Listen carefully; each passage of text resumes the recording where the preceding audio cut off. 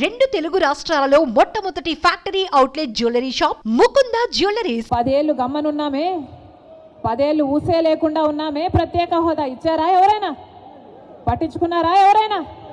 BJP party ఇచ్చిందా మన మంచితనం చూసి? చంద్రబాబు గారు మన కోసం కొట్లాడారా మన మంచితనం చూసి? జగన్మోహన్ రెడ్డి గారు కొట్లాడారా మన మంచితనం గురించి? మన రాష్ట్రానికి పోలవరం ఇచ్చారనా?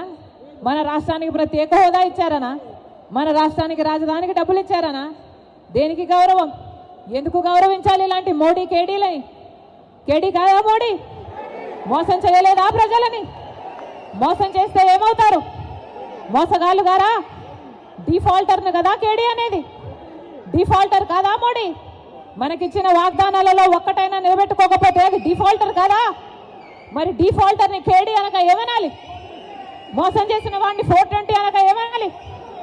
మోడీ 420 అయితే, మోడీ కేడీ అయితే చంద్రబాబు గారు కూడా కేడీయే, జగన్మోహన్ రెడ్డి గారు కూడా కేడీయే, జగన్మోహన్ రెడ్డి గారు కూడా 420, చంద్రబాబు గారు కూడా 420.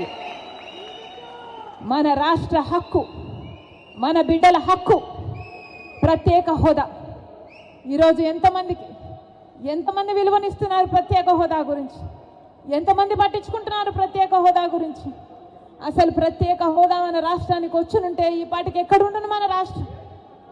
15 లక్షల కోట్ల రూపాయలు విలువ చేసే ప్రత్యేక హోదా వచ్చుంటే మన పోలవరం మనం కట్టుకోలేమా? మన రాజధాని మనం కట్టుకోలేమా? ఎంత మేలు జరిగిండు మన బిడ్డలకు. ఏ రాష్ట్రానికన్నా మన రాష్ట్రం ఎందుకు తక్కువ ఉండాలి? బాధ లేదా? ప్రత్యేక హోదా వచ్చునుంటే మన రాష్ట్రం ఎక్కడో ఉండుండే. రాజశేఖర్ రెడ్డి గారు మన రాష్ట్రం గురించి, మన రాష్ట్ర ప్రజల గురించి ఎంత ఆలోచన చేశాడు. ఉందా ఈ నాయకులకు ఆలోచన? చంద్రబాబు గారికి ఉందా? పోనీ జగనన్న గారు రక్తం పచ్చుకొని పుట్టారు కదా, ఉందా జగనన్న గారికి ఆలోచన? రాజశేఖర్ రెడ్డి గారు జలయజ్ఞంలో ప్రాజెక్టులు 54 ప్రాజెక్టులు మొదలు పెట్టాడు. ఆంధ్ర రాష్ట్రంలో 12 ప్రాజెక్టులు పూర్తి చేస్తే 42 ప్రాజెక్టులు ఇంకా అలాగే ఉంటే ఏమన్నాడు జగనన్న గారు? నేను 6 నెలల్లో పూర్తి చేస్తానన్న జగనన్న గారు రాజశేఖర్, ఇదేనా మాట నిలబెట్టుకోవడం అంటే? మడమ తప్పకపోవడం అంటే? ఇచ్చిన మాటను మడత పెట్టారు కదా మీరా రాజశేఖర్ రెడ్డి గారి వారసు? ఆలోచన చేయాలి. రాష్ట్ర ప్రజలందరూ కూడా ఆలోచన చేయాలి. ఈరోజు వ్యక్తిగత కారణాల కోసం రాజశేఖర్ రెడ్డి బిడ్డ ఆంధ్ర రాష్ట్ర రాజకీయాలలో అడుగు పెట్టలేదు. వ్యక్తిగత రాజకీయాల కోసమే అయితే, వ్యక్తిగత కారణాల కోసమైతే రాజశేఖర్ రెడ్డి బిడ్డ 2019లోనే ఆంధ్ర రాష్ట్రంలో అడుగు పెట్టాల్సి ఉంది. కానీ ఈరోజు ఆంధ్ర రాష్ట్రంలో రాజశేఖర్ రెడ్డి బిడ్డ అడుగు పెట్టింది అంటే ఎందుకు పెట్టింది?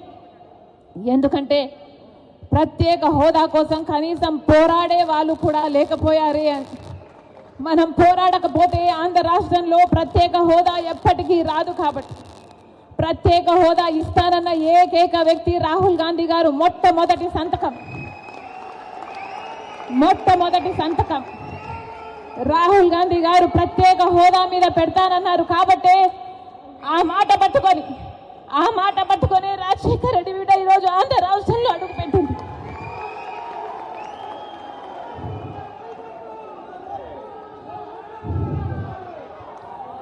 ప్రత్యేక హోదా లేకపోతే ఆంధ్ర రాష్ట్రానికి భవిష్యత్తే లేదు.